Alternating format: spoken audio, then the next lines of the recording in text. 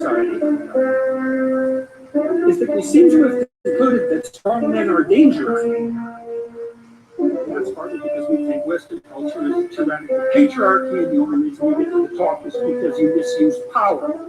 So all the men who are at the top of the heart, they're all misusing their power, and they're all tyrannical. And all the guys who have the aim and ambition to achieve that are just tyrants in training. That's sort of the basic attitude that we have towards our culture and towards young men now. Everything about that is pathological and inexcusable and shameful. You know, I used to watch kids skateboard. I like watching those kids. I like watching skateboarders do those crazy things because they're trying to become competent. They're facing danger. They don't want the damn protective gear. It's like, no, I don't want to wear a helmet. I want to expose myself to this danger. It's not that I'm stupid. And the kids are often shooed away. It's like, wait a second. They're practicing being courageous. They're practicing mastering something in the face of danger. Don't bother children when you're skateboarding. Don't bother children when you're skateboarding. Don't bother children. Don't bother children. Don't bother children when you're skateboarding. Don't bother children when you're skateboarding. Don't bother children when you're skateboarding. Don't bother children. Don't bother children. Don't bother children when you're skateboarding. A lot of the rebellious behavior of young men in particular, which is very frowned upon in schools. It's like, that's toxic masculinity. You know, that horrid phrase. It's like, leave those damn kids alone. About 10 years ago in Toronto, they changed the insurance rules governing the playgrounds. Parents had raised money for these damn playgrounds. There was nothing wrong with them. Tore them all out. 2 weeks before school started, there was nothing but dirt and gravel. I saw the kids on top of the school because they needed some danger. Don't bother children when you're skateboarding. Don't bother children when you're skateboarding. Don't bother children. Don't bother children. Don't bother children when you're skateboarding. Don't bother children when you're skateboarding. Don't bother children when you're skateboarding. Don't bother children. Don't bother children. Don't bother children when you're skateboarding. You go see a gymnast, like the gymnast does a flawless routine. Everybody claps like that. The judges say 9.9. And then the next person comes up and they're screwed. It's like 9.9. It was basically perfect. How can you do better than perfect? And then they do it. You can do better than perfect. They're on the edge. And they go out there and you really watch them, feel it in your body. Everything they do is that much farther out into chaos than anything they've ever done, pushing themselves to the absolute limit of their ability. Tell with every gesture, they're that close to making a mistake. They've taken this courageous step beyond their confidence and put everything on the line. When they land in a way that's unlike perfect. It's perfect plus. And everybody immediately leaps to their feet. And like they get a chill. And so what you've just seen is awe-inspiring.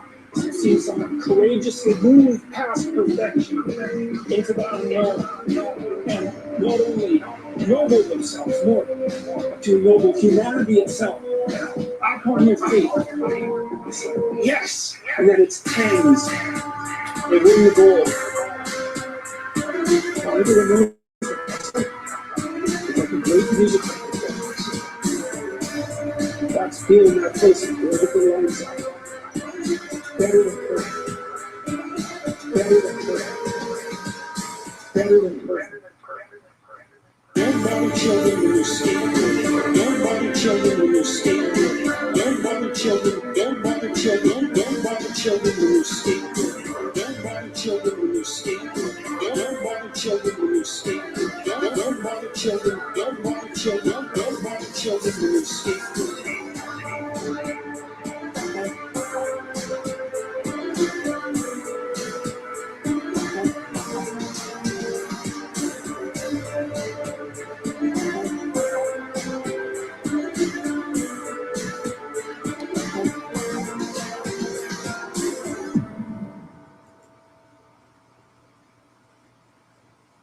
Hello, everybody. everybody. Welcome, welcome.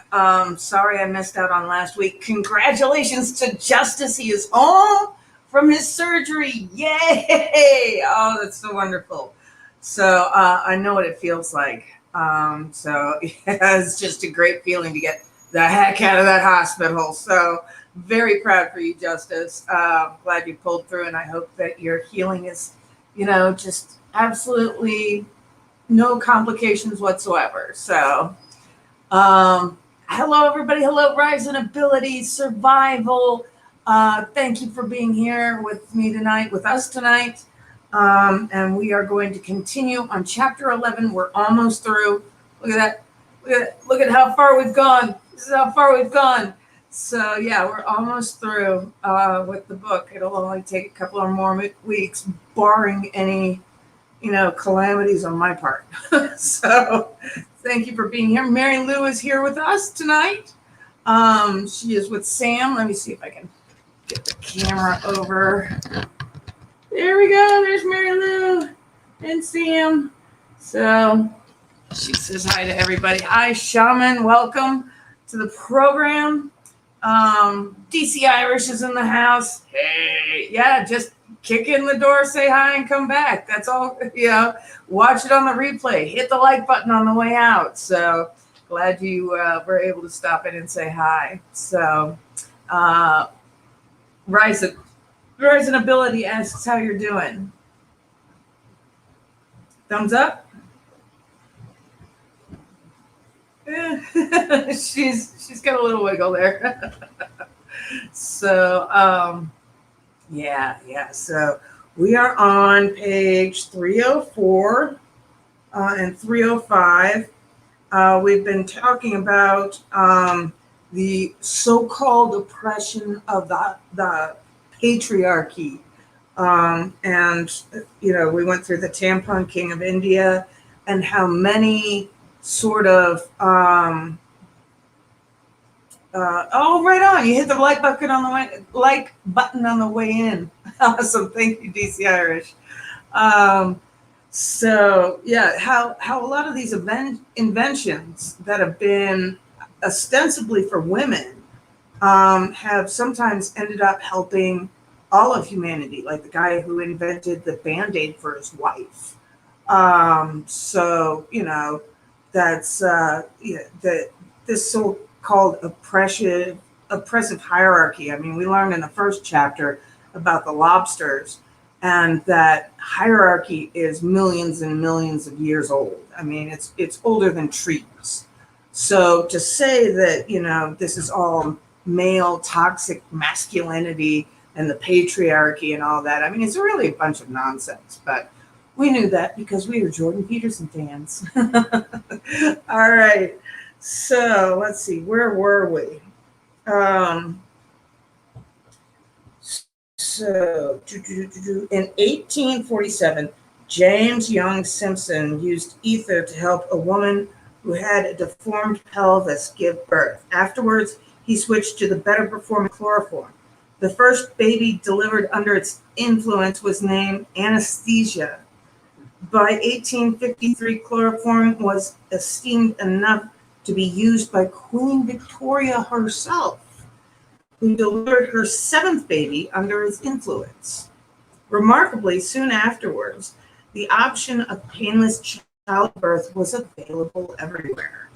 A few people warned of the danger of opposing God's pronouncement on women in Genesis 3:16, quote, "I will greatly multiply thy sorrow and thy conception.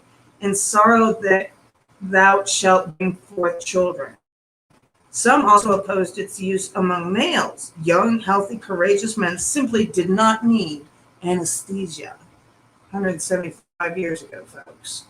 Meyer, hello, welcome. Is that a new name or is this a new person? I'd like to, give you an extra welcome if you're new, but yeah, sometimes people change their names in here, so all good. But yeah, welcome to the stream. So we are on page 305 in Jordan Peterson's 12 Rules for Life. So such opposition was ineffectual. Use of anesthesia spread with extreme rapidity and far faster than would be possible today. Even prominent churchmen supported its use. The first practical tampon, Tampax, didn't arrive until the 1930s. It was invented by Dr. Earl Cleveland Haas. He made it of compressed cotton and designed an applicator from paper tubes. This helped lessen resistance to the products by those who objected to the self-touching that might otherwise occur. By the early 1940s, 25% of women were using them. 35 years later, it was 70%. Now it's 4 out of 5, which is what, 80%? 80%. With the remainder relying on pads, which are now hyper-absorbent and held in place by effective adhesives, as opposed to the awkwardly placed, bulky, belted, diaper-like sanitary napkins of the 1970s. Heck, the 1960s. My mother remembers using those. They're terrible. So, did Murugan, Tham, Simpson, and Haas oppress women or free them? What about Gregory Goodwin Pincus, who invented the birth control pill? In what manner were these practical, enlightened, persistent men a part of constricting patriarchy? So, why do we teach our young people that our incredible culture is the result of male oppression? Makes no sense. Blinded by this central assumption, disciplines as diverse as education, social work, art history, gender studies, literature, sociology, and increasingly law actively treat men as oppressors and men's activities as inherently destructive. They often directly promote radical political action, radical by all the norms of society within which they are situated, which they do not distinguish from education. The Pauline Juliet Institute of Women and Gender Studies at Ottawa's Carleton University, for example, encourages activism as part of their mandate. Their Gender Studies Department at Queen's University in Kingston, Ontario, quote, teaches feminist, anti-racist, and queer theories and methods so that center activism for social change, indicating support for the supposition that the university education should, above all, foster political engagement of a particular kind. And we all know from a lot of the universities that kids were getting school credit in the United States for protesting. If they went out there and they protested as part of Antifa or part of any other sort of radical groups, they were given class credit for it, which just blows my mind because that's not what universities are supposed to be about. We've come a heck of a long way from 4 dead in Ohio. The pendulum has just swung to the other extreme. So, poor Sam is over there whining to get pats and scritches and stuff like that. He's trying all his tricks that work on me, on Mary Lou, and they're not working so well on her. She's a little more savvy. So, all right, postmodernism and the long arm of Marx. Yes, Sam, it's a good boy. I know, you hate postmodernism too, right? All right, these disciplines draw their philosophy from multiple sources. All are heavily influenced by the Marxist humanities. One such figure is Max Horkheimer, who developed critical theory in the 1930s.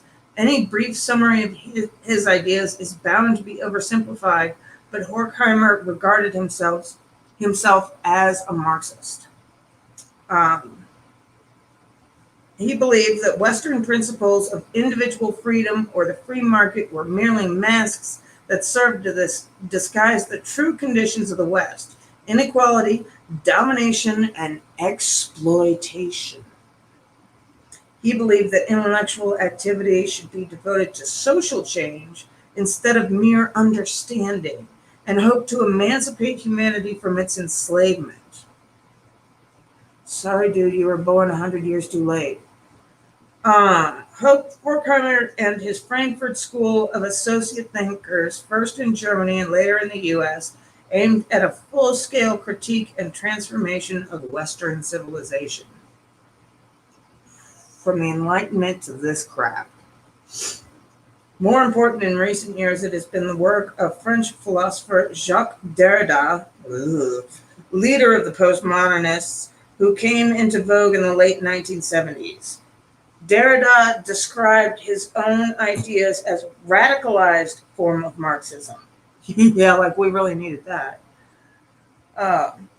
Marx attempted to reduce history and society to economics, considering culture the oppression of the poor by the rich. When Marxism was put into practice in the Soviet Union, China, Vietnam, Cambodia, and elsewhere, economic resources were brutally redistributed. Private property was eliminated and rural people forcibly collectivized. The result? Tens of millions of people have died. I think it's over 100 million people have died because of communism and Marxism. So, hundreds of millions more were subjected to oppression, rivaling that still operative in North Korea, the last classic communist holdout. The resulting economic systems were corrupt and unsustainable. The world entered into a prolonged and extremely dangerous Cold War. The citizens of those societies lived the life of the lie, betraying their families, informing on their neighbors, existing in misery without complaint or else. Marxist ideas were very attractive to intellectual utopians. One of the primary architects of the horrors of the Khmer Rouge, Khieu Samphan, received a doctorate at the Sorbonne before he became the nominal head of Cambodia in the mid-1970s. In his doctoral thesis, written in 1959, he argued that the work done by the non-farmers in Cambodia's cities was unproductive. Bankers, bureaucrats, and businessmen added nothing to society. What? Crazy. Instead, they parasitized on the genuine value produced through agriculture, small industry, and craft. Samphan's ideas were favorably looked upon by the French intellectuals who granted him his PhD.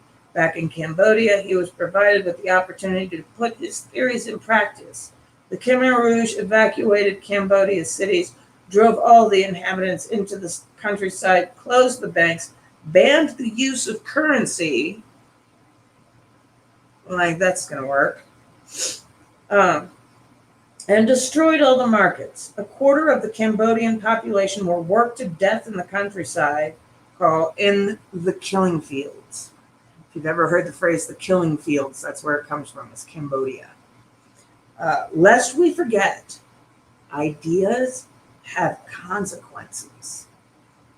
When the communists established the Soviet Union after the First World War, people could be forgiven for hoping that the utopian collectivist dreams their new leaders purveyed were possible. The decayed social order of the late 19th century produced the trenches and the mass slaughters in the Great War. The gap between rich and poor was extreme, and most people slaved away in conditions worse than those later described by Orwell. Although the West received word of the horror perpetrated by Lenin after the Russian Revolution, it remained difficult to evaluate his actions from afar. Yeah, Time magazine put him on the front cover. Maybe that was Stalin. Maybe it was both. I think it was both. Russia was in post-monarchical chaos, and the news of widespread industrial development and redistribution of property to those who had so recently been serfs provided reason for hope. To complicate things further, the USSR and Mexico supported the Democratic Republicans when the Spanish Civil War broke out in 1936. Now Hemingway fought in that. They were fighting against the essentially fascist nationalists who had overthrown the fragile democracy established only 5 years previously and who found support with the Nazis and the Italian fascists. The intelligentsia in America, Great Britain, and elsewhere were severely frustrated by their home country's neutrality. Thousands of foreigners streamed into Spain to fight for the Republicans, serving in the international brigades. George Orwell was one of them. I didn't know that. Ernest Hemingway served there as a journalist and was a supporter of the Republicans. Politically concerned young Americans, Canadians, and Brits felt a moral obligation to stop talking and start fighting. All of this drew attention away from the concurrent events in the Soviet Union. In the 1930s, during the Great Depression, the Stalinist Soviets sent 2 million kulaks, their richest peasants, to Siberia. Those with a small number of cows, a couple of hired hands, or a few acres were more than typical. From the communist viewpoint, these kulaks had gathered their wealth by plundering those around them and deserved their fate. Wealth signified oppression, and private property was theft. It was time for some equity. More than 30,000 kulaks were shot on the spot. Many more met their fate at the hands of their most jealous, resentful, and unproductive neighbors who used the high ideals of communist collectivism to mask their murderous intent. Let me get this. Survival says, I know all about the communist takeover in Cambodia. I employed a refugee. Wow, he's so pro-American now, I bet. And I actually know of the Soviet Union. My dad's younger sister married an Ashkenazi Jew from the Soviet Union in the 70s, and we helped bring his entire family, great grandmother on down to the United States, when everybody was screaming about, I defect, that kind of thing. And people were trying to sneak out of East Germany and stuff like that through the Iron Curtain. So, yeah, so pro-American. It's absolutely amazing. The kulaks were enemies of the people, apes, scum, vermin, filth, and swine. We will make soap out of the kulaks, claimed one particularly brutal cadre of city dwellers mobilized by party and Soviet executive committees and sent out to the countryside. The kulaks were driven naked into the streets, beaten, and forced to dig their own graves. The women were raped. Their belongings were expropriated, which in practice meant that their houses were stripped down to the rafters and ceiling beams, and everything was stolen. In many places, the non-kulak peasants resisted, particularly the women who took to surrounding the persecuted families with their bodies. Such resistance proved futile. The kulaks who didn't die were exiled to Siberia, often in the middle of the night. The trains started in February in the bitter Russian cold. Housing of the most substandard kind awaited them upon arrival on the desert taiga. Many died, particularly children, from typhoid, measles, and scarlet fever. The parasitical kulaks were, in general, the most skillful and hardworking farmers. A small minority of people are responsible for the most production in any field, and farming proved no different. Agricultural output crashed. What little remained was taken by force out of the countryside and into the cities. Rural people who went out into the fields after the harvest to glean single grains of wheat for their hungry families risked execution. 6 million people died of starvation in the Ukraine, the breadbasket of the Soviet Union. This was in the 1930s. To eat your own children is a barbarian act, declared posters of the Soviet regime. You know, they've got to make public service announcements like, to eat your own children is a barbarian act. How many people are eating their own children? Kind of scary, isn't it? Survival is bringing out the classic quote here. Hard times create strong men create good times create weak men. We are here, the cycle will continue. Yeah, weak men create hard times. Exactly. What is it that Jordan Peterson said? If you fear strong men, just give a little power to weak men and see what happens. It's far, far worse. So, despite more than mere rumors of such atrocities, attitudes towards communism remained consistently positive among many Western intellectuals. That's what I said. They put Stalin on the cover of Time magazine not once but twice. Same with Mao. I think he was only once, though. There were other things to worry about in the Second World War, allied the Soviet Union with Western countries opposing Hitler, Mussolini, and Hirohito. Certain watchful eyes remained open nonetheless. Malcolm Muggeridge published a series of articles describing Soviet demolition of the peasantry as early as 1933 for the Manchester Guardian. George Orwell understood what was going on under Stalin, and he made it widely known. He published Animal Farm, a fable satirizing the Soviet Union in 1945, despite encountering serious resistance to the book's release. Many who should have known better retained their blindness for long after this. Nowhere is this truer than France, and nowhere truer in France than among the intellectuals. France's most famous mid-century philosopher, Jean-Paul Sartre, is a well-known communist, although not a card carrier until he denounced the Soviet incursion into Hungary in 1956. He remained an advocate for Marxism nonetheless, and did not finally break with the Soviet Union until 1968, when the Soviets violently suppressed the Czechoslovakians during the Prague Spring. Not long after came the publication of Alexander Solzhenitsyn's The Gulag Archipelago, which we have discussed rather extensively in previous chapters. As noted, and it is worth noting again, this book utterly demolished communism's moral credibility, first in the West, then in the Soviet system itself. It circulated in underground Samizdat's format. Russians had 24 hours to read their rare copy before handing it to the next waiting mind.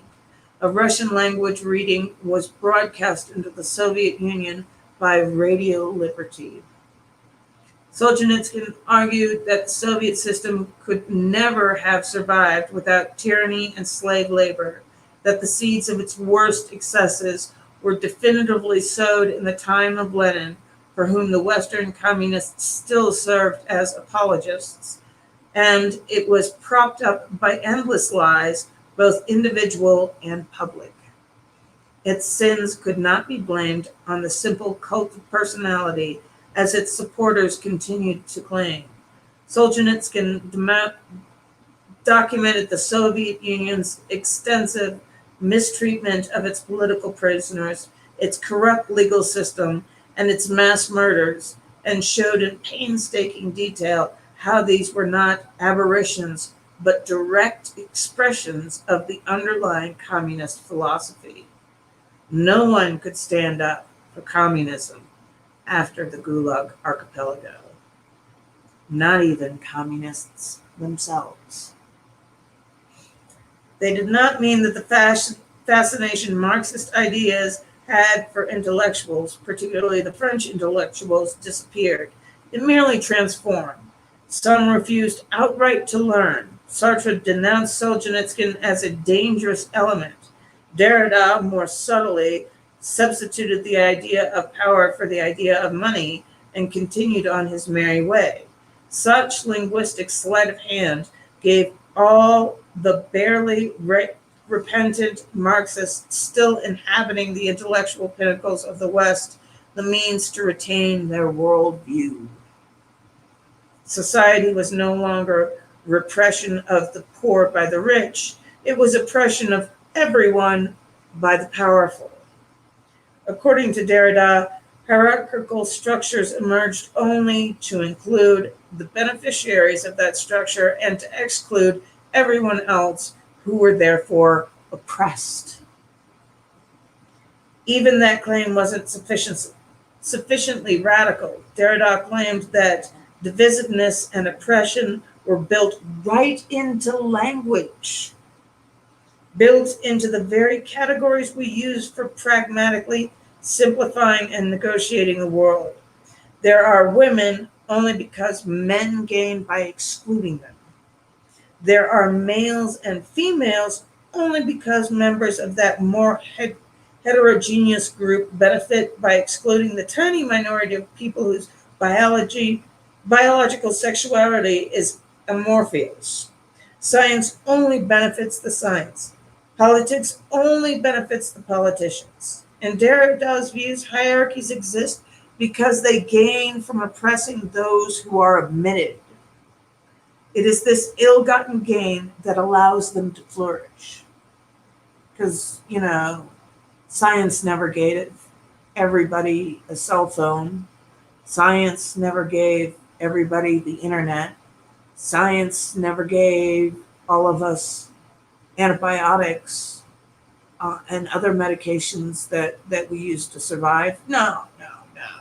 It's just that science wants to oppress us non-scientists. It makes me want to facepalm so hard. So hard.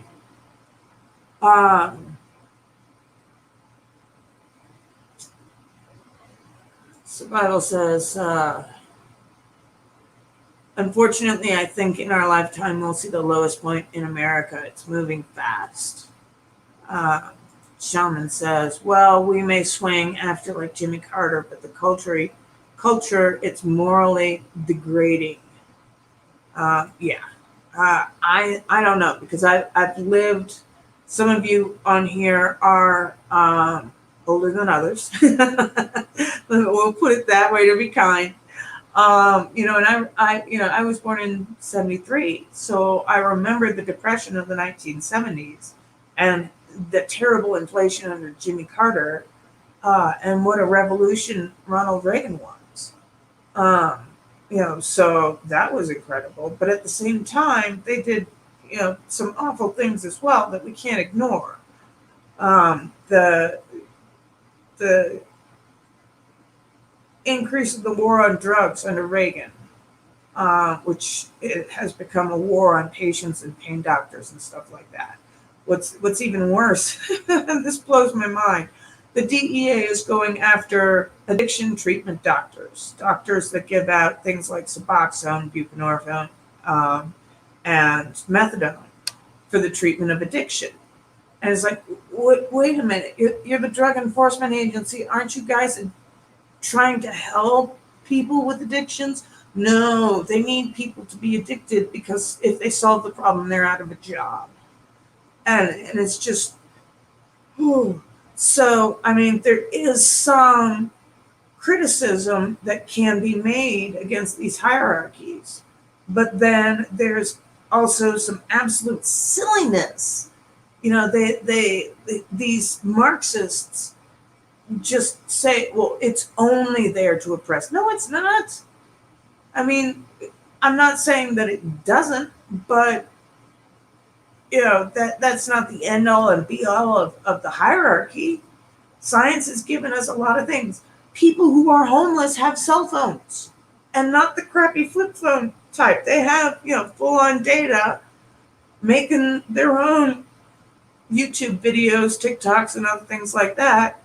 That's the most democratic expression of science that I've ever seen.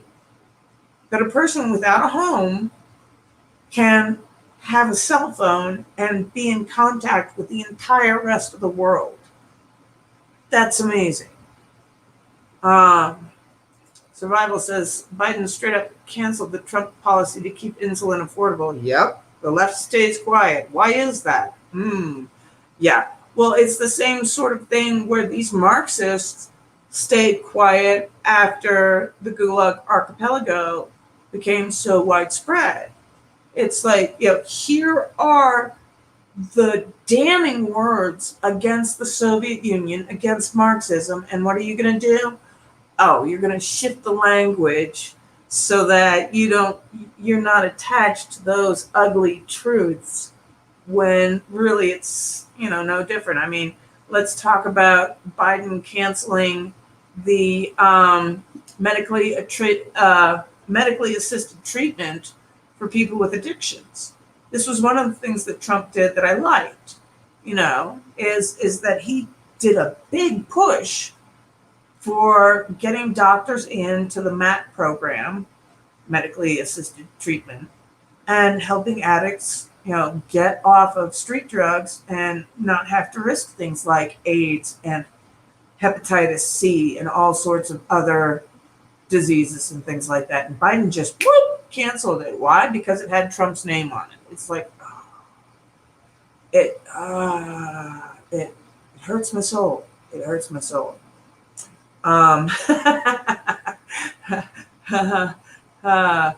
Fauci lied and people died. Yeah, about that guy. We're not going to get into that. Shaman says, time to read Animal Farm again. Yes, some animals are more equal than others. Survival says, upside down world and the media is the enemy. Yes, absolutely. Absolutely true. The lies that they put out are disgusting.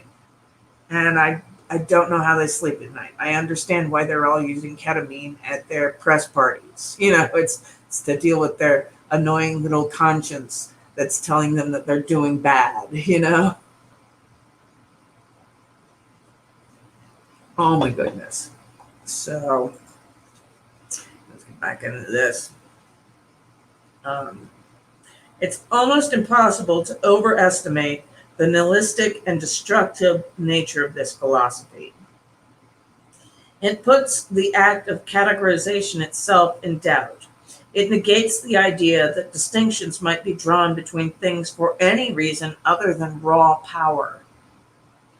Biological distinctions between men and women, despite the existence of an overwhelming multidisciplinary scientific literature indicating that sex differences are powerfully influenced by biological factors, science is just another game of power.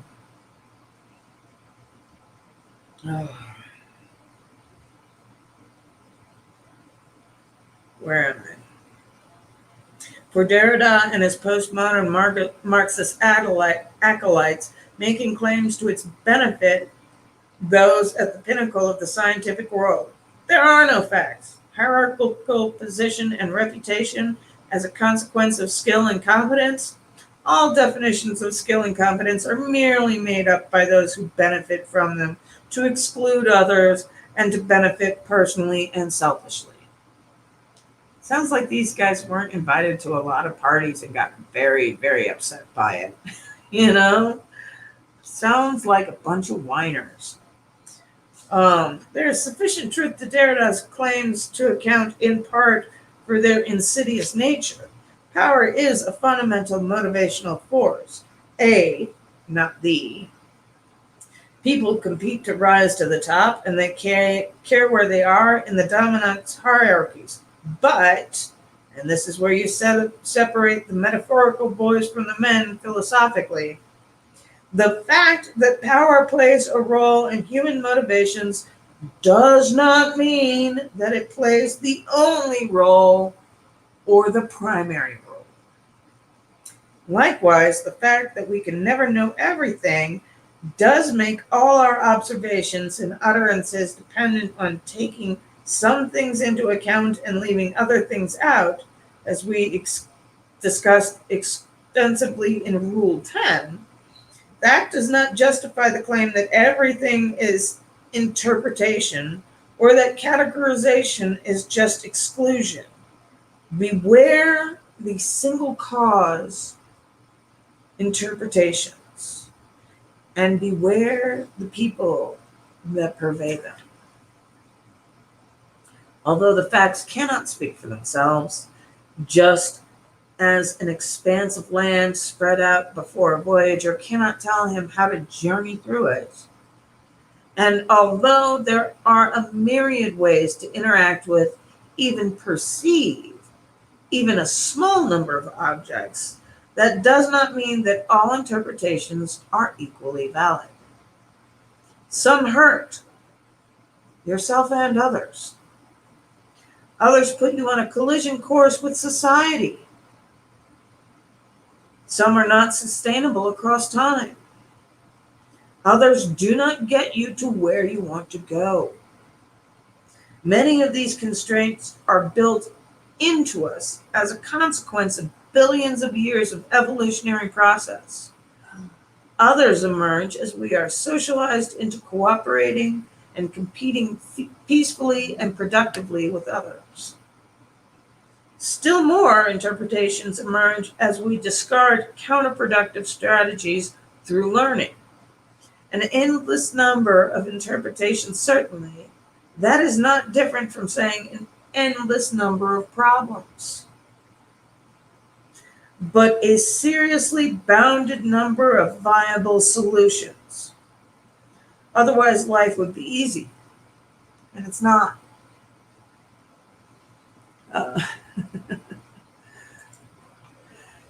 Survival says XX equals female, XY equals male. End of story. Yes, very much so. Admire says, pointing to Survival's comment there. I love my audience. I love my Pam fam. Now, I have some beliefs that might be regarded as left-leaning. This is Jordan Peterson talking.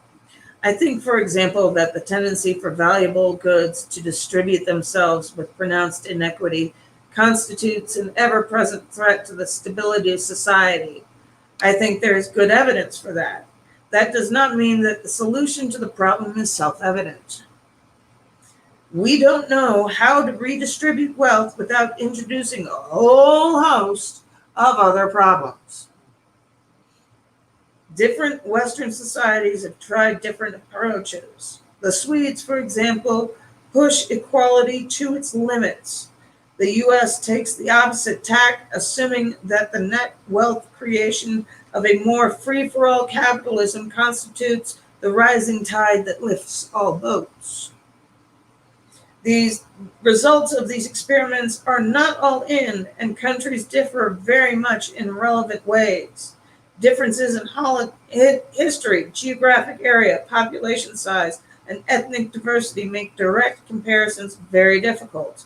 But it certainly is the case that forced redistribution in the name of utopian equality is a cure to shame the disease.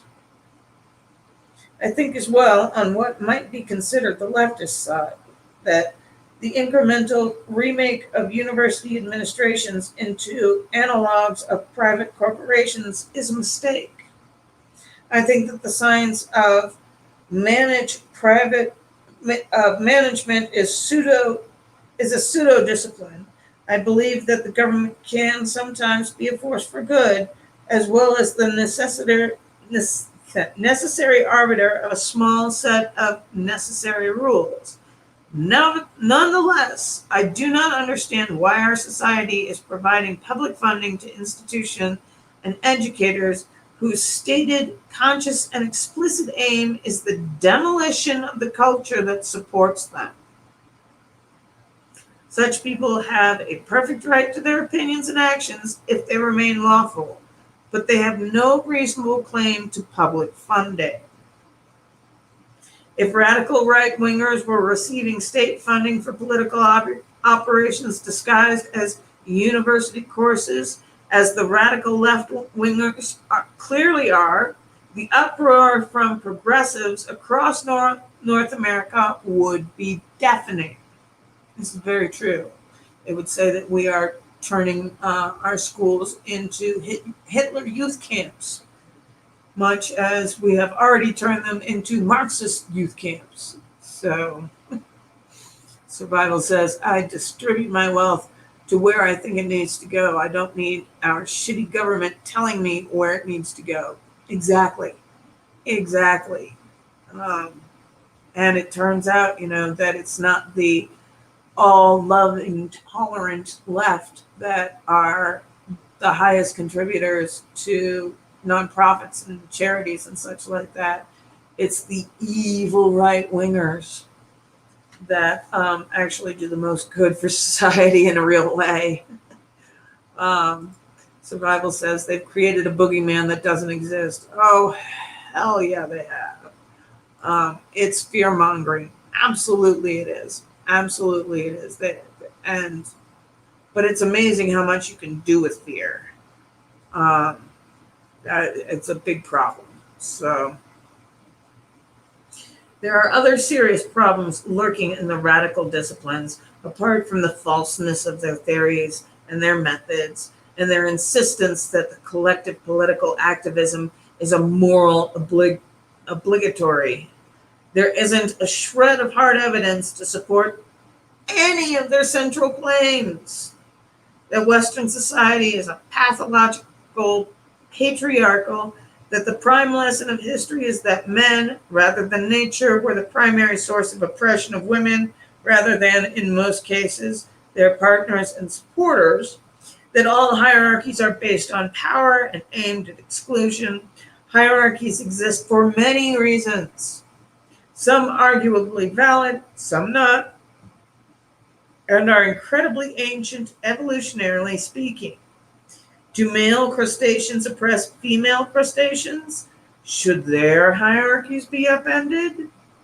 Yeah, let's tell the lobsters that they need to be more egalitarian in their choice of mates. You think that's going to work? No. Come on. Who speaks lobster besides maybe Jordan Peterson? In the societies that are well functioning, not in comparison to a hypothetical utopia, but contrasted with other existing or historical cultures, competence, not power, is a prime determiner of status. Competence, ability, skill, not power. This is obvious both anecdotally and factually. No one with brain cancer is equally minded enough to refuse the services of the surgeon with the best education, the best reputation, and perhaps the highest earnings. Furthermore, the most valid personality trait predictors across long-term success in Western countries are intelligence as measured with cognitive ability or IQ tests, and conscientiousness, a trait characterized by industriousness and orderliness. There are exceptions. Entrepreneurs and artists are higher in openness to experience, another cardinal personality trait that in conscientiousness. But openness is associated with verbal intelligence and creativity, so that the exception is appropriate and understandable. The predictive power of these traits, mathematically and economically speaking, is exceptionally high. Among the highest in the terms of power of anything actually measured at the harder ends of social sciences. A good battery of personality/cognitive tests can increase the probability of employing someone more competent than the average from 50-50 to 85-15. Oh, I did not know that they were that predictive. So flip a coin to you've got an 85% chance of winning. Them's good odds. I like them odds. Survival says delusional people just arbitrarily hate straight white men. They're being taught this in their institutional racist institutions. It's gross. Absolutely disgusting it is. I mean, um, who are the most hated groups? White men, and then if you want to talk about institutional racism and stuff like that, it's black women. Um, I mean, you just have to look at how they're treated in hospitals. Black women are not believed, ever. It's been shown in studies. They are the least believed demographic, especially if they're coming in complaining that they're in pain. They're often treated as delusional, other things like that. So, I mean, we got problems abound. So, um,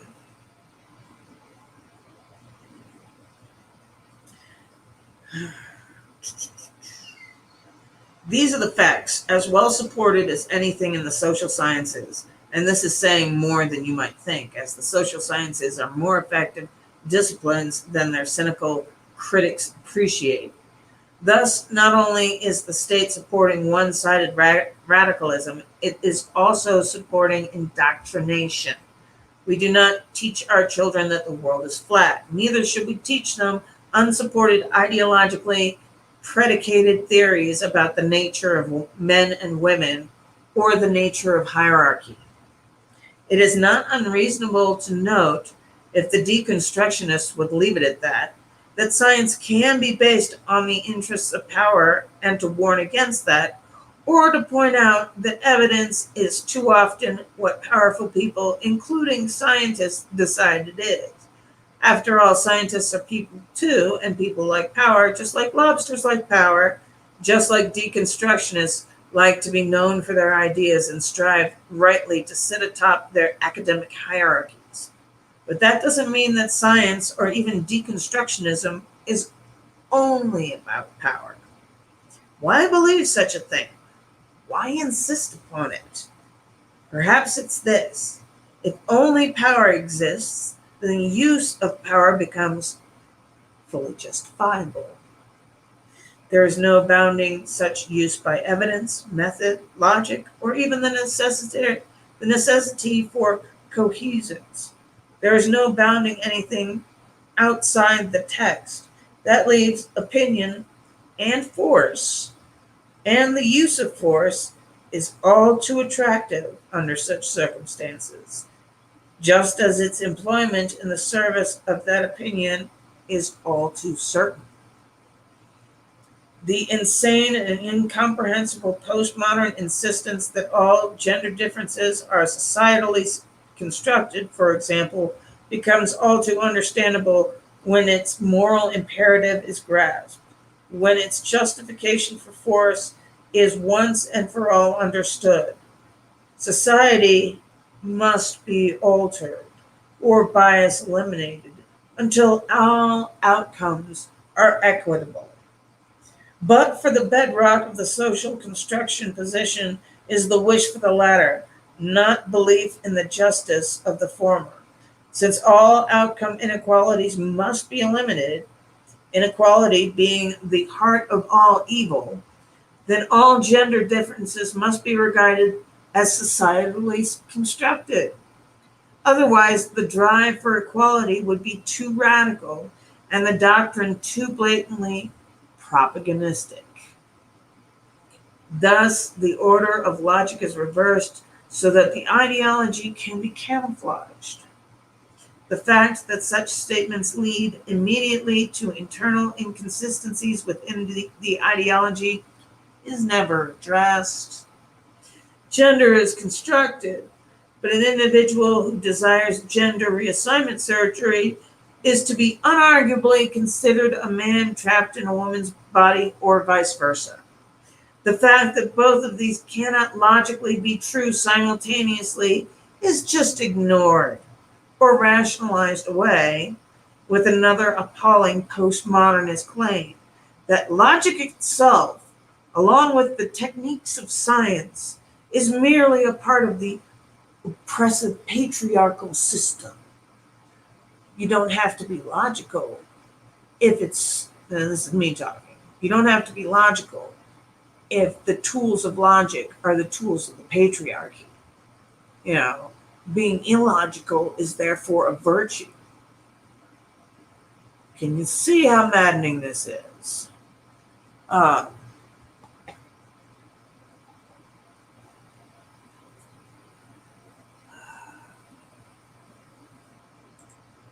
Go to comments here. Survival says the left always claims institutional racism. They own and run the institutions. Yes, absolutely. Lots of programming, propaganda, some old Cold War subversion programs running on inertia, perhaps, and lots of lack of thought. Low IQ, low energy, just idiots. They allow themselves to be brainwashed. It's disgusting. We're watching it now. Look around. Very true. They hate us. Yes, because we stand in opposition to them and we force them to, confront their logical inconsistencies. And they don't like that. They want things to be, just thought exercises and up is down and down is up. Pinko commies. Yes. Shaman says they have been programmed too. Absolutely. It's interesting that they also seem to hate themselves too. Well, yeah, because you can't be brainwashed like that and still take pride in yourself. I mean, that's why they have to have a Pride Month, is because a lot of them are very self-hating. Now, Pride originally was in response to the AIDS crisis, and the way that homosexuals were treated back then. If you were homosexual, be it a man or a woman, you were a pedophile. Hands down, no questions asked. You were a pedophile. You were not allowed to teach. You were not allowed to work anywhere near children. You were denied health care if you got AIDS or any of the problems stemming from AIDS, that kind of thing. And it was when AIDS started tripping into the heterosexual community that doctors kind of woke up and said, oh, we're going to have to deal with this with everybody, because it used to be called the gay disease. I mean, I remember seeing headlines, in school that AIDS was the gay disease and it was, revenge from God and all this kind of crap. But that's what originally Pride Month was about. It was about trying to get health care for people with AIDS. So, and other issues that, concern that community. Survival says, you guys, wouldn't it be the best irony if the dumbest people in the world were killed all the smart people? It's happened before. I mean, if you look at the Pareto distribution, that's what he's talking about in there with the kulaks being sent off to Siberia. These were the most productive farmers in the Ukraine, and they killed them all off, and they shipped, the rest of them off to Siberia.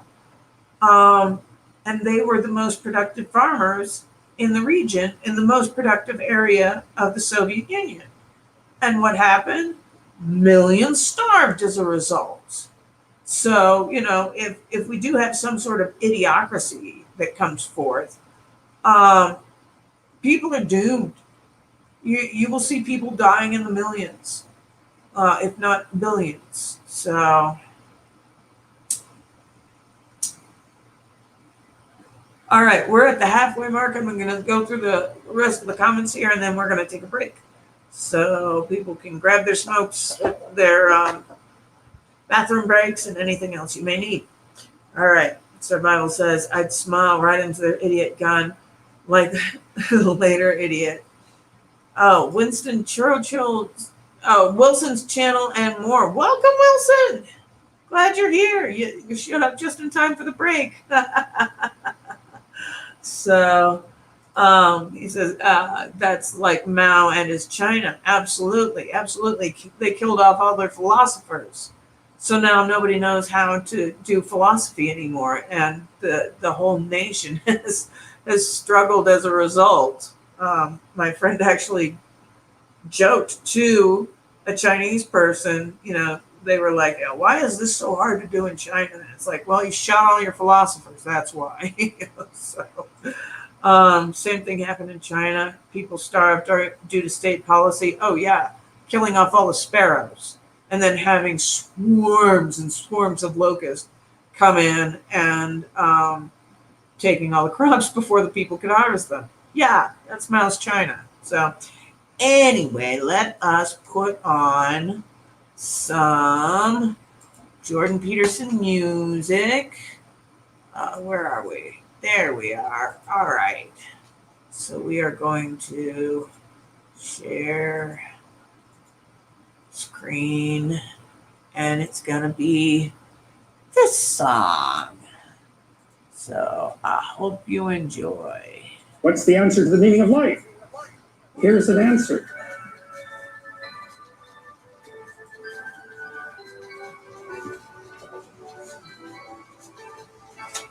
I was trying to solve this terrible puzzle about how it was that human beings got themselves in such a tangle about what they believed. Such a tangle that we were pointing the ultimate weapons of destruction at one another, which, by the way, we are still doing. I thought, okay, well, I understand that. We need to have belief systems. They orient us. And that means there will be conflict between belief systems, and that can be a catastrophe. And that's being played out everywhere, again, in very many ways. What's the solution to that? Well, one possibility is there's no solution. It's just mayhem all the way around. Could be the case. But it seemed to me, as I delved into it, that the proper solution to that was to live properly. As an individual. You're more powerful than you think. Way more powerful. God only knows what you are in the final analysis. You're more powerful than you think. Way more powerful.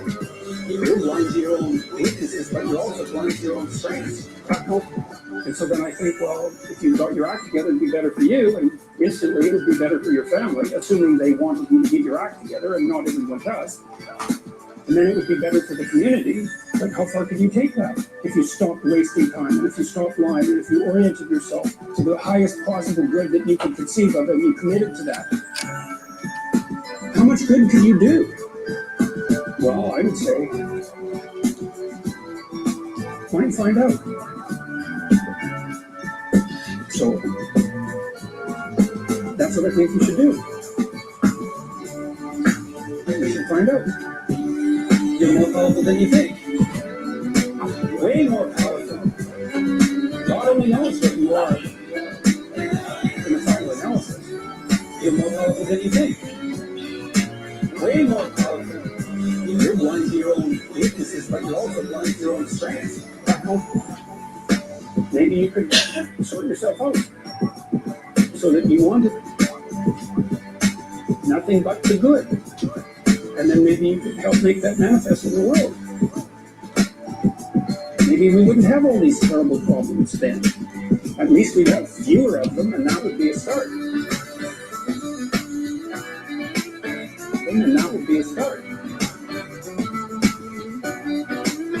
And that would be a start. And that would be a start. The answer to the problem of humanity is the integrity of the individual. You're more powerful than you think. Way more powerful. God only knows what you are in the final analysis. You're more powerful than you think. Way more powerful. You're blind to your own weaknesses, but you're also blind to your own strengths. That's the answer. So, and then you think, well, what's the barrier? And the barrier is, are you willing to accept the responsibility? And part of the answer to that is, reduce the damn responsibility until it's tolerable. You don't have to fix everything at once. You can just start by fixing the things that you can fix. You can do it with even less self-sacrifice. You can start by fixing only the things that you want to fix. God, you can get it massively that way. So do it. See what happens. That's what you should have been taught right from the beginning. Aim at the highest good. Tool yourself into something that can attain it. And go out there and manifest it in the world. Everything that comes your way will be a blessing. Everything that comes your way will be a blessing. Everything that comes your way will be a blessing.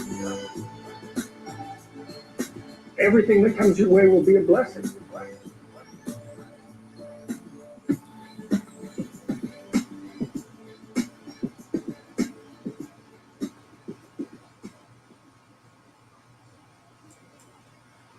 All right, everybody, we're back. We're dealing with Jason right now, who's been through some horrible stuff. So he says, yes, at the moment, doctors around my area frown on benzodiazepines because people abuse them and have subsequently OD'd and died. Will tell you the number one cause of OD death is illicit fentanyl. The number two cause of OD death is Tylenol. Benzodiazepines don't even rank in the top 10, but the DEA has been pushing, and the CDC have been pushing that kind of propaganda really, really hard lately. So I understand how dangerous a situation you're dealing with there. He says a lot of junkies have made it hard for law-abiding citizens to get medicine that keeps them from worrying themselves into a heart attack or stroke. Yep. But it's not the junkies, because there aren't that many benzo junkies out there. There really aren't. They're tiny number. It's just the propaganda coming out of the CDC and the DEA. That's a lot of what I'm fighting with my nonprofit organization. So if you need any information, I can give you information to give to your doctors. The one thing to look up is the National Poison Control, and you can take it into your doctor and say, look, here's what it's causing OD deaths across the U.S., and benzodiazepines isn't even top 10. So, yeah, we will pray for you, definitely.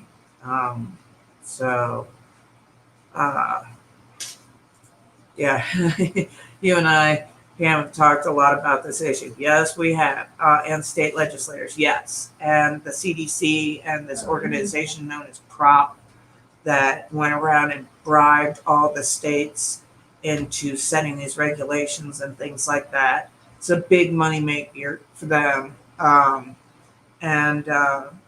it's just terrible. They bribed the governors with money from the CDC so that they would be able to open up all these state government jobs, CDC funding them, all based off of this propaganda and lies that are coming out of there right now.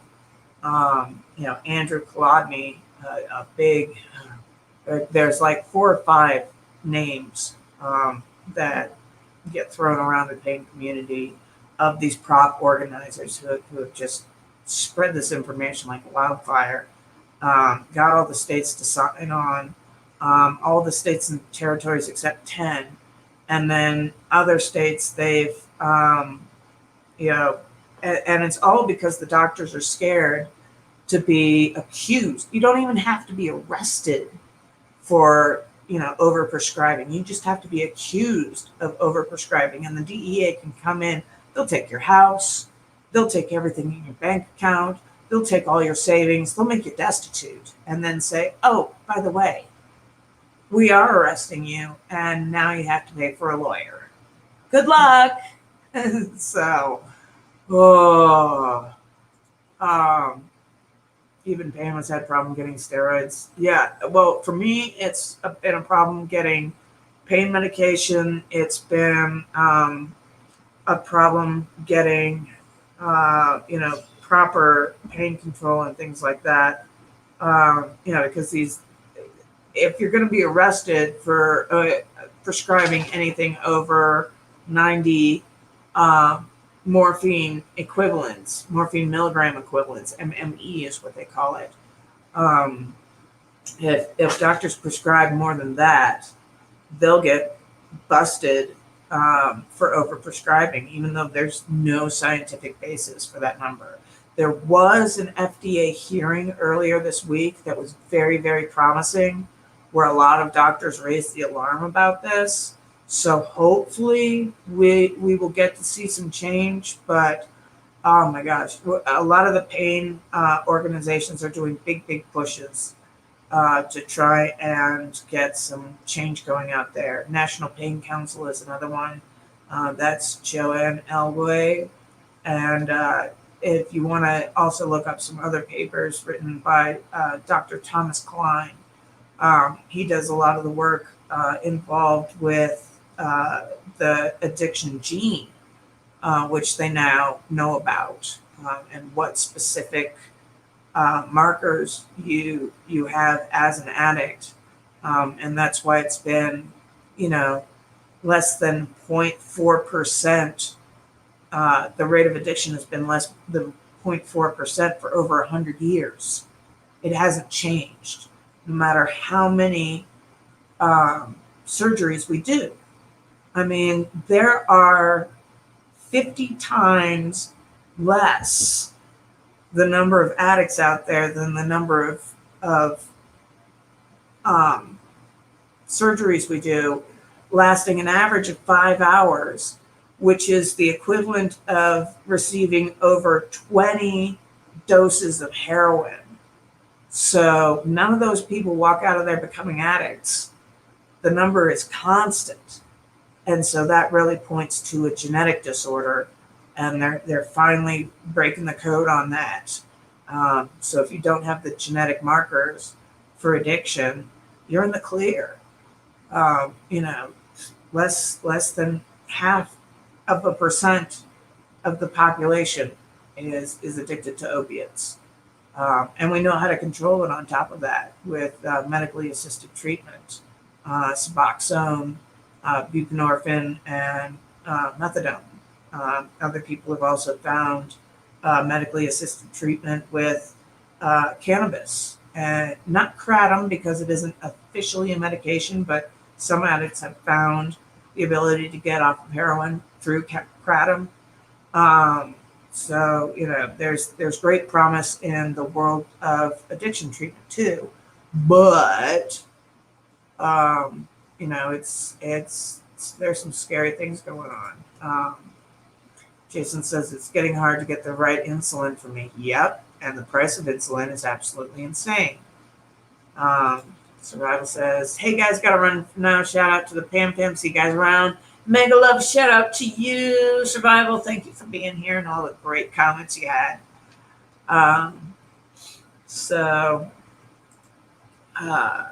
Jason says, I have a lawsuit against Purdue Pharmaceutical and that family, the Sacklers. No. Jason, I got to correct you on this. So the opioid epidemic started before the Sacklers even put OxyContin out on the market. And on top of that, prescribing is at a 20-year low. Get out of that lawsuit, please. Because the opioid epidemic is all illicit fentanyl and fentanylogs. And that's, opiates that are similar to fentanyl. This is all the stuff that's coming over the border from China and Mexico. The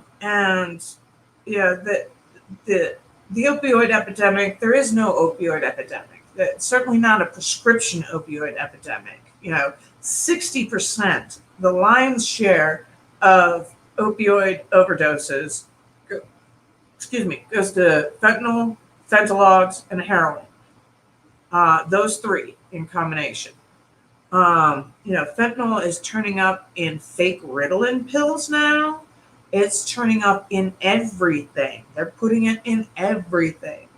And it's absolutely grotesque. and that's 60% of all the overdoses in the United States.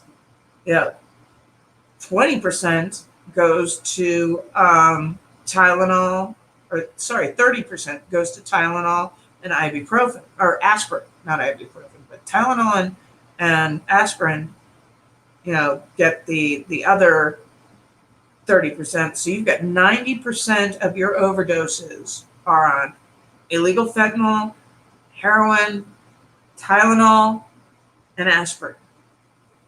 Those 4 drugs right there. 2 of them are over the counter, And so it has nothing to do with Purdue Pharmacy and the Sacklers. And I'm so glad that the Sacklers are finally fighting back, because prescription drugs have nothing to do, well, very little to do with overdose deaths. It was the way that the CDC got these. If you even had a prescription in your system, if you had 2.5 milligrams of Percocet in your system and you died, they called it an OD death, much like what they did with COVID. If you had COVID in your system and you died of a car accident, they called it a COVID death. Well, that's how they got all these skewed numbers, is if you had even a tiny bit of prescription opioids in your system, they call it a prescription opioid death, which is bullcrap, absolute bullcrap. Oh, they shot themselves, but they happen to have a Percocet in their system. That's an overdose death? No, I don't think so. So please get out of that lawsuit. For me, if you can do it for me, please God do. Because the Purdue's and the Sacklers, they are not to blame at all. So, Jason says they've already been sued in Kentucky, though. I know. But no, the current lawsuit that's going on right now, they originally caved, and then a whole bunch of other people and pain patients and everything like that said, "What are you doing?" And so they're now fighting, and God bless them for it. And I wish them the best of luck. So, yeah, I will watch The Crime of the Century, but I'm kind of guessing it's propaganda. So, sorry, I don't know. Shaman says acetaminophen OD is common. Yeah, I was contacted by an ER nurse down in Australia, and she says she's seen more overdoses on what they call paracetamol. It's the same thing as Tylenol down in Australia. But she has seen more overdoses on Tylenol than all other drugs combined as an ER nurse. And so, yeah, it's we do have a rescue medication, but it only works if you catch it really, really soon after it happens. If not, you just die of liver failure over the next 3 days. It's terrible. It's a terrible way to die. So, yeah, it's bad. Tylenol. But it's one of the few fever reducers out there, so that's why we keep it over the counter. It's kind of it's a bad thing. I don't know what. Well, to combat the specter of the opioid epidemic, it's put in. Tylenol is put in with opiates. That's where we get Percocet. That's where we get Vicodin and things like that. So they won't be abused. Yeah, so you can have your patient OD on Tylenol and then call it a prescription opioid death. You gotta be crazy. It's just, it's migraine making. Let's put it that way. So, but yeah, no, the Sacklers weren't wrong. Purdue Pharmacy was not wrong. I mean, people may claim that they over-marketed or whatever. Like, what the hell is over-marketing? It's the same thing as over-prescribing. It's a fuzzy term that you can make mean anything. So, yeah. Tylenol is the worst buffer. And yes, it's terrible for your liver. it's got. I mean, your liver just melts if you take too much Tylenol. It's horrible way to die. Horrible way to die. So anyway, let's get back to the cheerful Jordan Peterson. So, um, uh, Jason says, actually, you die from a large amount of Tylenol, not the hydrocodone or the oxygen. Right, but they'll call it a prescription overdose, prescription opioid overdose anyway. So, it's how they do their propaganda. And no need to apologize, dude. I totally understand. All right, let's see. It is also the case, of course, that all outcomes cannot be equalized. First, outcomes must be measured. Comparing the salaries of people who occupy the same position is relatively straightforward, although complicated significantly by such things due to date of hire, given the difference in demand for workers, for example, at different time periods. But there are other dimensions of comparison that are arguably equally relevant, such as tenure, promotion rate, and social influence. The introduction of the equal pay for equal work argument immediately complicates even salary comparison between practicality. For one simple reason: who decides what work is equal? It's not possible. That's why the marketplace exists. Worse is the problem of group comparison. Women should make as much as men. Okay. Black women should make as much as white women. Okay. Should salaries then be adjusted for all parameters of race? At what level of resolution? What racial categories are real? The new U.S. National Institute of Health, to take a single bureaucratic example, recognizes American Indians or Alaskan Native, Asian, Black, Hispanic, Native Hawaiian, or other Pacific Islander, and white. But there are more than 500 separate American Indian tribes. By what possible logic should, quote, American Indian, quote, therefore stand as a canonical category? Osage tribal members have a yearly average income of $30,000, while Tohono O'odhams make $11,000. Are they equally oppressed? What about disabilities? Disabled people should make as much as non-disabled people. Okay, on the surface, that's a noble, compassionate, fair claim, but who is disabled? Is someone living with a parent with Alzheimer's disabled? If not, why not? What about somebody with a lower IQ, someone less attractive, someone overweight? Some people clearly move through life markedly overburdened with problems that are beyond their control. But it's rare for the person indeed who isn't suffering from at least one serious catastrophe at any given time, particularly if you include their family in the equation. And why shouldn't you? Here's the fundamental problem. Group identity can be fractionated right down to the level of the individual. If you want a good song on that, Akira the Don's You're Oppressed is a great one about that. The sentence should be written in capital letters. Every person is unique, and not just in a trivial manner. Importantly, significantly, meaningfully unique. Group membership cannot capture that variability, period. None of this complexity is ever discussed by postmodern Marxist thinkers. Instead, their ideological approach fixes a point of truth, like the North Star, and forces everything to rotate around it.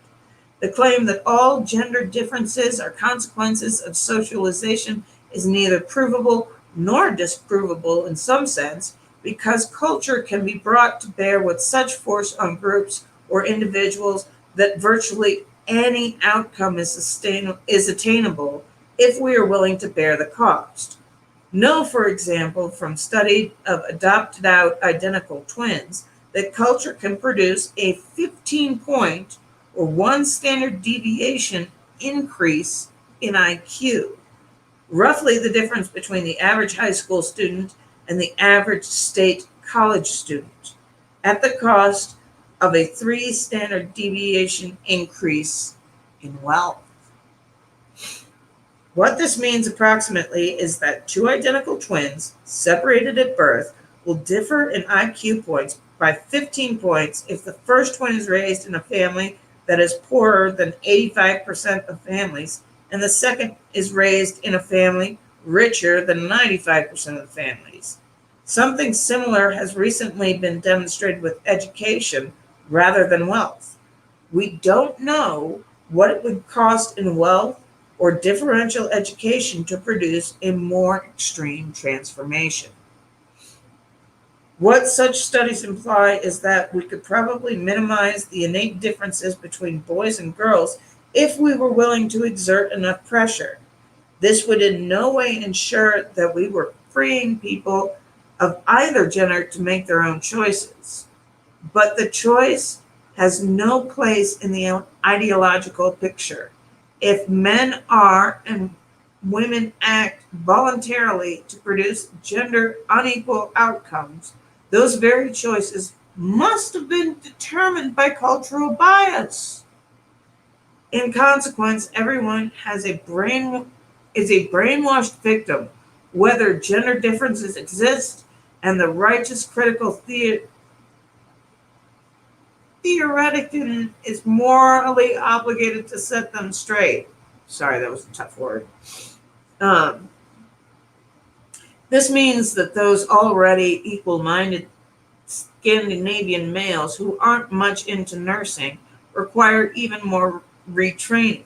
The same goes in principle for the Scandinavian females who aren't much into engineering. What might such retraining look like? Where might its limits lie? Such things are often pushed past any reasonable limit before they are discontinued. Mao's murderous cultural revolution should have taught us that. And that's, if you look at Scandinavia, if you look at Sweden, Norway, Denmark, other countries like that, they are all about equality of outcome. But you have far more females who are nurses and far more males who are engineers. Because women aren't interested in engineering. They're interested in nurturing. That's what gives them the dopamine hit. So they go into nursing. And men get their dopamine hit from figuring out problems. So they go into engineering. No surprise there. But if you were ideologically driven by Marxism and other sorts of leftist ideologies, you would say there should be an equal number of women in engineering and there should be an equal number of men in nursing. But it doesn't happen that way. It just doesn't. So, hi Lawrence, good to see you. You're in late, so you got to sit in the front of the class. Okay?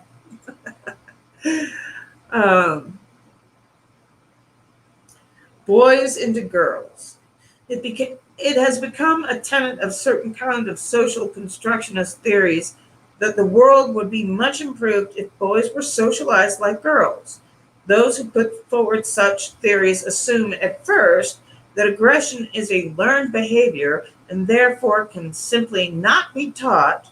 And second, to take a particular example, that, quote, boys should be socialized the way girls have been traditionally socialized, and they should be encouraged to develop social positive qualities such as tenderness, sensitivity to feelings, nurturance, cooperative, and aesthetic appreciation.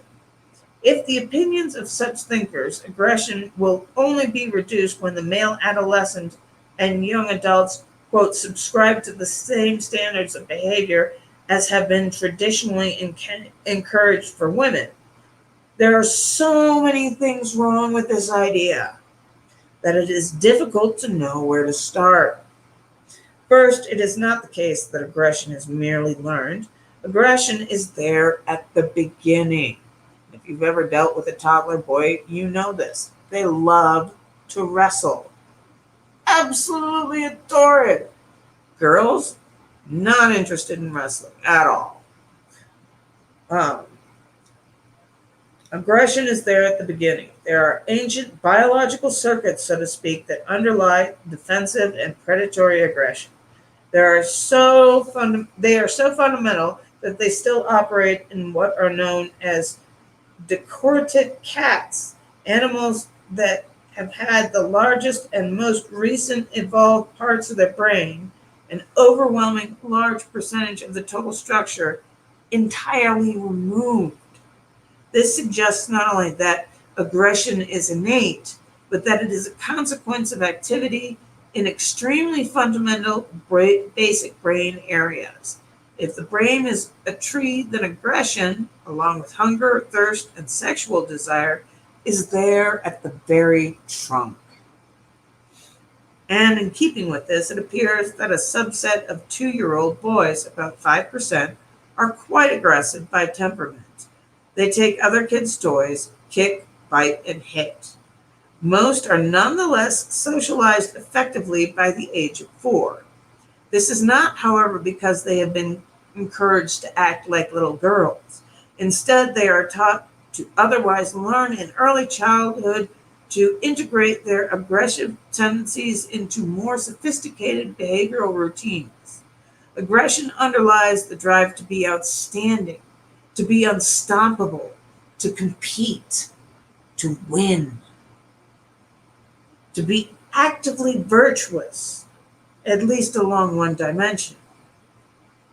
Determination is admirable pro-social phase.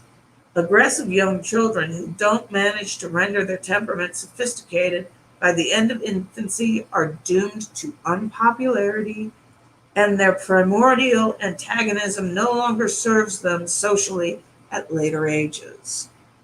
Rejected by their peers, they lack further socialization opportunities and tend towards outcast status.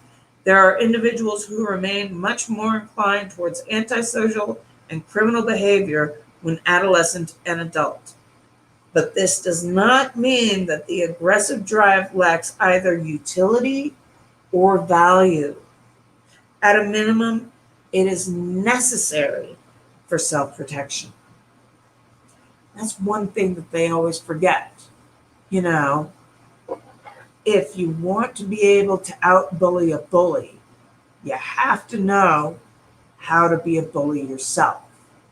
If you want to be the soldier that protects your community from the invading soldiers, you have to know how to be a soldier yourself. This is something that it's toxic masculinity. You need to treat them to, train them to be more like girls. Why? So they can be beat up by more manly men? I mean, it's ridiculous. It's ridiculous. So,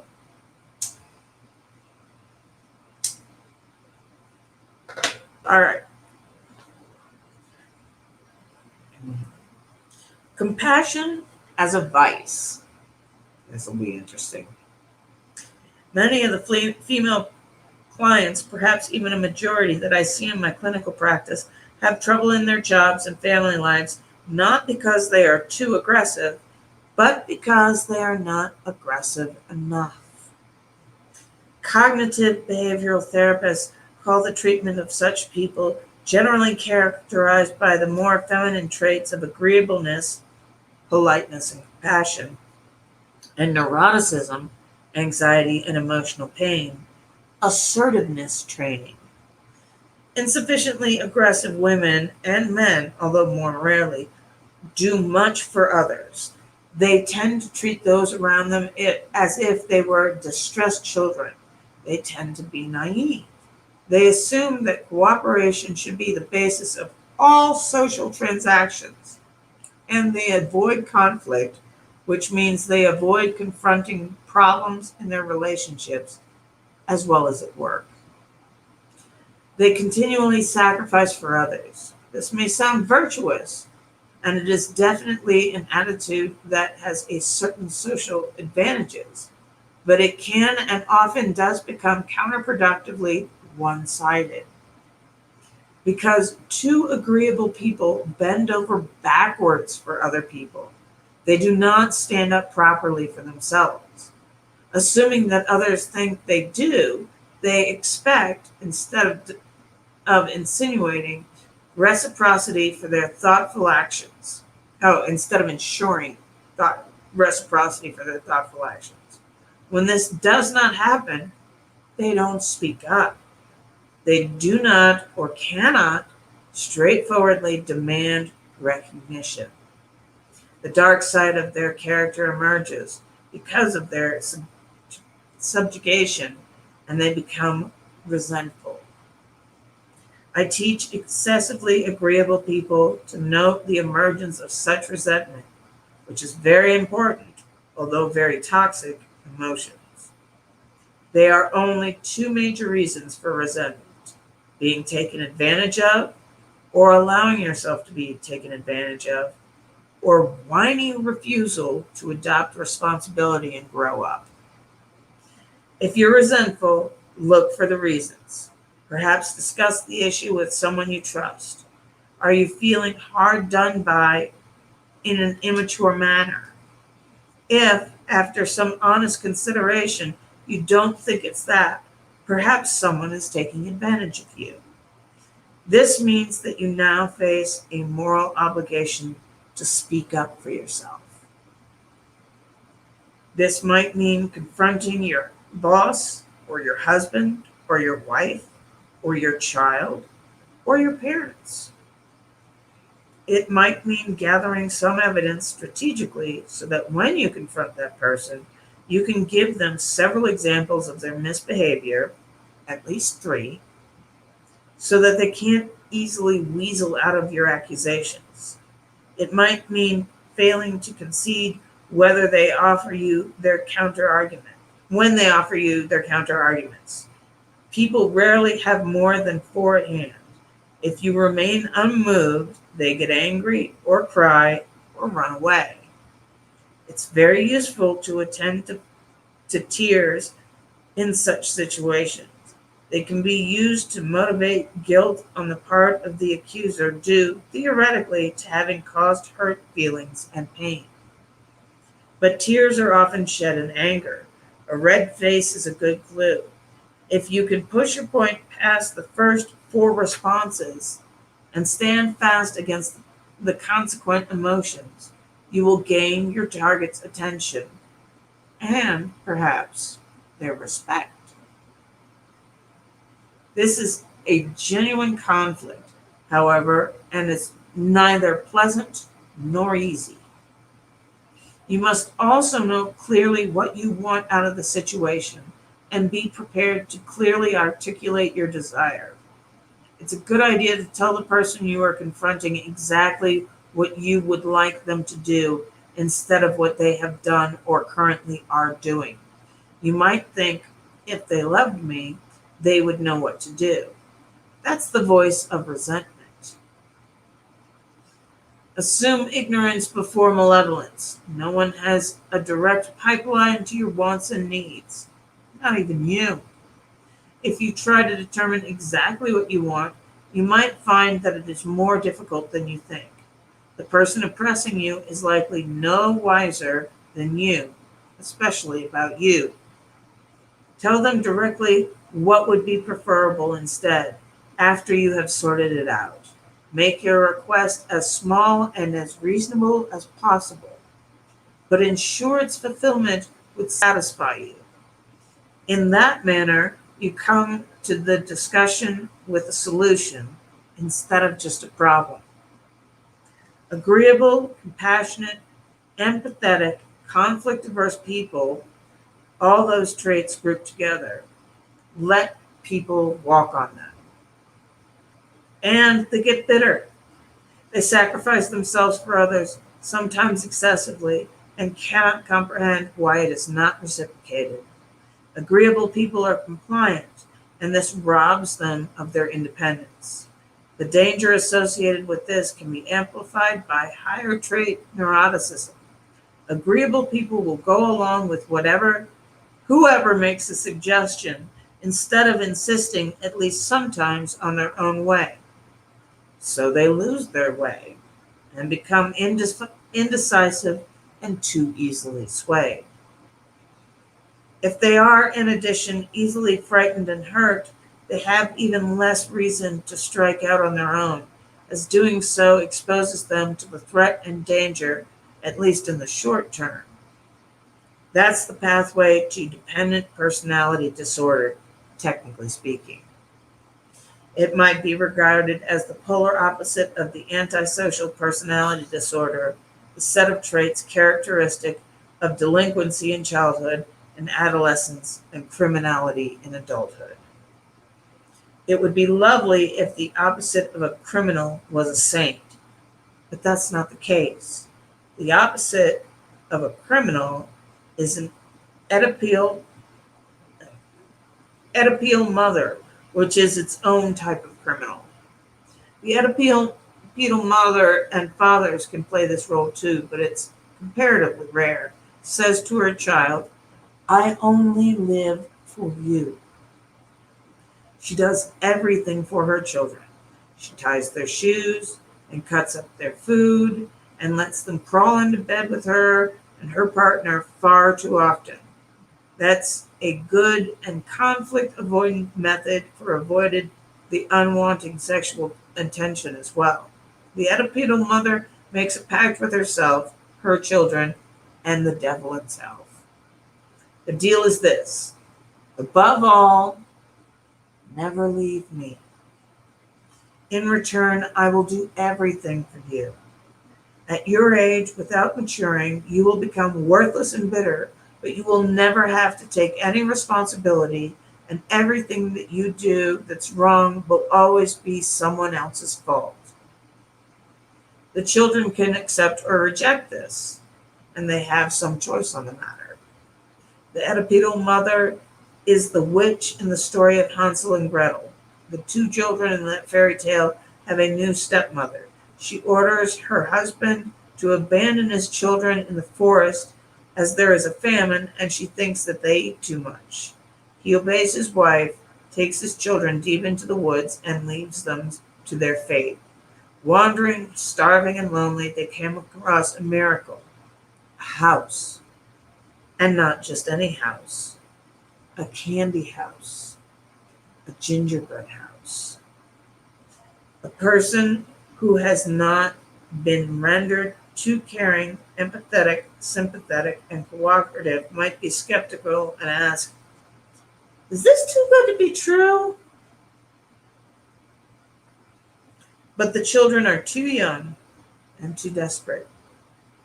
Inside the house is a kind old woman, rescuer of distraught children, kind patter of heads and wiper of noses, all bosom and hips, ready to sacrifice herself to their every wish at a moment's notice. She feeds the children anything they want, any time they want, and they never have to do anything. But provision of that kind of care makes her hungry. She puts Hansel into a cage to fatten him up even more efficiently. He fools her into thinking that he's staying thin by offering an old bone when she tries to test his leg for the desired tenderness. She gets too desperate to wait eventually and stokes the oven, preparing to cook and eat the object of her doting. Gretel, who has apparently not been lulled into full submission, waits for a moment of carelessness and pushes the kind old woman into the oven. The kids run away and rejoin their father, who has thoroughly repented of his evil actions. In a household like that, the choicest cut of child is the spirit, and it's always consumed first. Too much protection devastates the developing soul. The witch in Hansel and Gretel tale is the terrible mother, the dark half of the symbiotically feminine. Deeply social as we are in our essence, we tend to view the world as a story, the characters of which are mother, father, and child. The feminine as a whole is unknown nature outside of the bounds of culture, creation, and destruction. She is the protective arms of mother and the destructive elements of time, the beautiful virgin mother and the swamp dwelling hag. This archetypical entity was confused with an objective historical reality back in the late 1800s by a Swiss anthropologist named Johann Jacob Bachofen. Whoa, Sam! Bachofen proposed that humanity had passed through a series of developmental stages in its history. The first, roughly speaking, after somewhat anarchic and chaotic beginning, was Das Mutterrecht, a society where women held the dominant positions of power, respect, and honor, where polyamory and promiscuity ruled, and where any certainty of patriarchy was absent. The second, Dionysian, was a phase of transition during which these original matriarchal foundations were overrun and power was taken by men. The third phase, the Apollonian, still reigns today. The patriarchal rules, and each woman belongs exclusively to one man. Bachofen's ideas have become profoundly influential in certain circles, despite the absence of any historical evidence to support them. One Marjorie Gimbutas, for example, an archaeologist, famously claimed in the 1980s and 90s that a peaceful goddess and women-central culture once characterized Neolithic Europe. She claimed that it was supplanted and suppressed by an invasive hierarchical warrior culture which laid the basis for modern society. Art historian Marlon Stone made the same argument in his book, When God Was a Woman. This whole series of essentially archetypical mythological ideas have become touchstones for the theology of the women's movement and the matriarchal studies of the 1970s feminists. Cynthia Eller, who wrote a book criticizing such ideas, The Myth of the Matriarchal Prehistory, called this theory an ennobling lie. Carl Jung had encountered Bachofen's ideas of primordial matriarchy decades earlier. Jung soon realized, however, that the development progression described by the earlier Swiss thinker represented a psychological rather than a historical reality. He saw in Bachofen's thought the same process of projection of imaginative fantasy on which the external world that had led to the population of the cosmos with constellations and gods. In The Origins of the History of Consciousness and The Great Mother, Jung's collaborator Erich Neumann extended his colleague's analysis. Neumann traced the emergence of consciousness symbolically masculine and contrasted it with its symbolically feminine material mother matrix origins, subsuming Freud's theory of Oedipal parenting into a broader archetypical model. For Neumann and for Jung, consciousness, always symbolically masculine, even in women, struggles upwards toward the light. Its development is painful and anxiety-provoking as it carries with it the realization of vulnerability and death. It is constantly tempted to sink back down into dependency and unconsciousness and to shed its existential burden. It is aided in that pathological desire by anything that oppresses enlightenment, articulation, rationality, self-determination, strength, and competence, by anything that shelters too much and therefore smothers and devours. Such overprotection is Freud's Oedipal family nightmare, which we are rapidly transforming into social policy. Oh, that's a lot to cover. Oh my goodness. Um, we're going to keep going here for a little bit. The terrible mother is an ancient symbol. It manifests itself, for example, in the form of Tiamat. In the earliest written story we have covered, the Mesopotamian Enuma Elish. Tiamat is the mother of all things, gods and men alike. She is the unknown and chaos and the nature that gives rise to all forms. But she is also the female dragon deity who moves to destroy her own children when they carelessly kill their father and attempt to live on the corpse that remains. The terrible mother is the spirit of careless unconsciousness, tempting the ever striving spirit of awareness and enlightenment down into the protective womb like embrace of the underworld. It's the terror young men feel towards attractive women who are nature itself, ever ready to reject them intimately at the deepest possible level. Nothing inspires self-consciousness, undermines courage, and fosters feeling of nihilism and hatred more than that, except perhaps the too tight embrace of a too caring mom. I don't know if any of y'all have experienced that, what it's like to deal with the dark mother figure. It's Maleficent and Sleeping Beauty. Um, yeah, the Dark Mother is all things feminine, but all things terrible. She's the Red Queen in Alice in Wonderland. Off with their heads. Where this is a quote from Alice in Wonderland, Lewis Carroll. In my world, you have to run as fast as you can just to stay in the same place. And that's true about nature. I mean, nature is beautiful, but also terrible. Like, people like that, I run into these hippie sorts that like to say, oh, everything natural is safe. It's like, really? Because the Black Plague is natural. Ebola is natural. Tornadoes and hurricanes are natural. Earthquakes and volcanoes are natural. Are they safe? Absolutely not. So to have this sort of, that's the terrible mother. She births all things. The flowers, the trees, the fruit, everything comes from Mother Earth. But at the same time, if Mother Earth doesn't like us, she can shake us like a cold.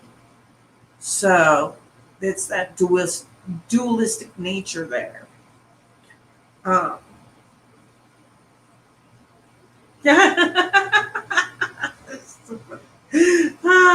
The terrible mother appears in many fairy tales and in many stories for adults.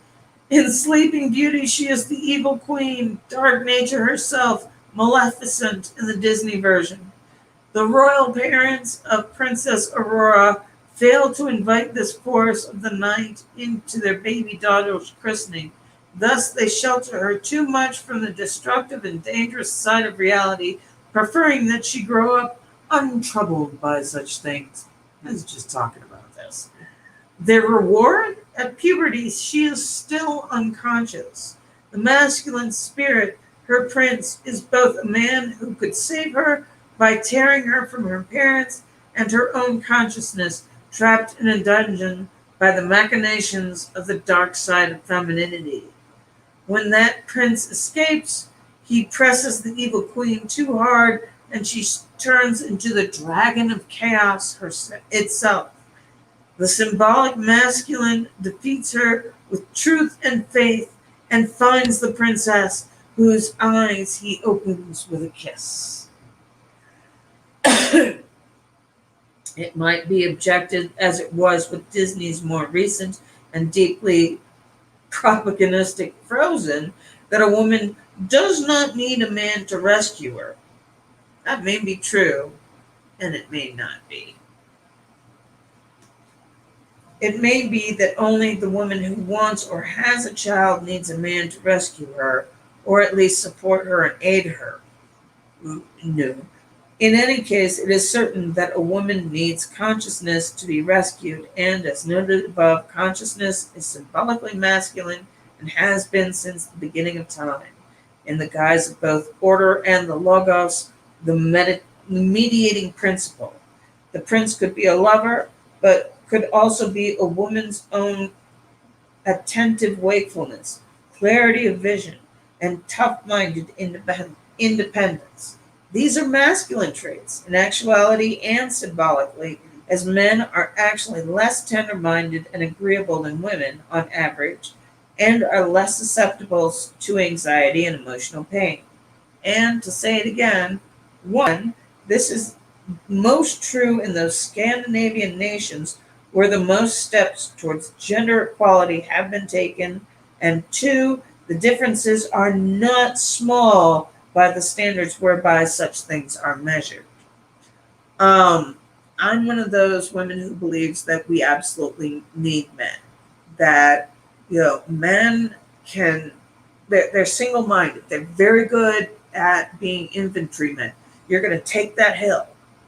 You're going to charge up it, and you're going to possess it, and you're going to throw everybody else to the side. That's man. A woman is much better as a sniper, so that resentment that comes up and bites you in the ass. We're also better bombers because we see a wide field of options. Men make better fighter pilots, even though women have better bodies made for being fighter pilots. Men are better at it. They're better at that single focus thing. We're better at that broad focus thing because we've got to take care of children. But that broad focus also makes us neurotic. And men draw us down. They anchor us. They provide a foundation for us to say, no, that's crap, that's crap, that's crap. Just ignore that. Focus on this. And in that way, we have a symbiotic relationship between men and women in being able to produce solutions. So I think that men absolutely need women because, they'll go, it's just a scratch. And a woman will go, it's a scratch. Take care of it. Do you know all of the bad things that can happen from a scratch? So men kind of meet our neuroticism because they will ignore and put things off that they shouldn't put off that can be taken care of early and nipped in the bud. And women will recognize that. Things that will lead to a heart attack. Women are better nurturers, carers, that sort of thing. And so we will care for our men and make sure they are taking care of themselves and not succumb to these health problems and things like that. And men help women with the neuroticism, being able to, brush all other, non-consequential things aside and say, no, look at this, baby. This is what you need to focus on. And it centers us. It pulls us, from that chaotic activity that women can do. It pulls us down and, gives us a calm that we otherwise wouldn't have. So, let's go. Let's see. Here we are. It's 9:28. I should probably stop. So we're in Disney now. We're gonna psychoanalyze Disney, which I think is just wonderful. I love it. We are on page 325 in the hardbound edition of the book, and we are drawing for a close tonight. So, in conclusion, I would like to say, everybody, please pray for Justice and his recovery from his surgery today. I'm so glad that he came out okay and that he's at home now. Big celebration for that. We love that. We love that because I've experienced being stuck at the hospital and wanting to get out, and it's just so frustrating a feeling. Waiting for those doctors and everybody to finish all that paperwork. Just get me out of here. So, and then we're also going to pray for Jason, who's been having trouble getting a hold of his medication. And Jason, please text me about that. And I will try and get you the documents that you need to bring to your doctors to let them know. Because luckily, benzodiazepines aren't set at any sort of hard limits right now. And so you can normally be able to persuade a doctor to be more liberal with them, and that's better for your care. So let's pray for Jason's success in dealing with his doctors and his anxiety, so that it doesn't flip over into a heart attack or stroke. Because we want Jason to be with us for a much longer time. So, Mr. Wilson, we will pray for him, and we will also pray for justice. And thank you for everybody's prayers, previously. So, with that, I will say thank you, everybody, for joining tonight. It's been glorious. Blessings on all of you. And hopefully, I will see you Saturday night. So, God be praised. You be well. Bye.